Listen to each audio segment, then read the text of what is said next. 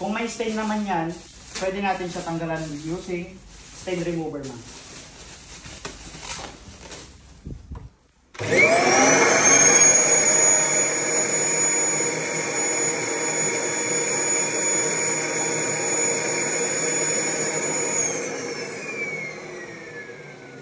Pwede mo rin ito bang gawin sa mga unay nyo sa bed?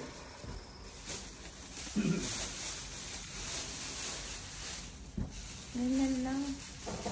Pero grabe yung sack niya, no? Yes. Isang attachment pa lang ito ma'am. Meron itong 14 attachment. Lubog. Ay, talaga?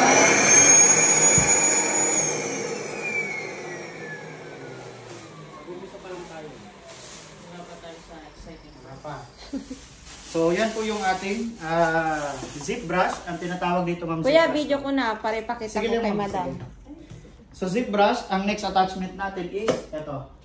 So yan pala yung first attachment. Yes. Next attachment, ito na yung sa corners. Ayan. Ito yung sa gilid sir, ito na hindi natin nakukuha. Pero ito may brush. Kasi ito pwede natin siyang gamitin dito ma'am. Diyan sa mga gilid-gilid. Ayan. Okay, pero ngayon gagamitan ko siya dyan ma'am. Tatanggalin ko to. Para hindi na ako mag-i-explain pagdating niya. Manood na lang siya. Okay, ganyan.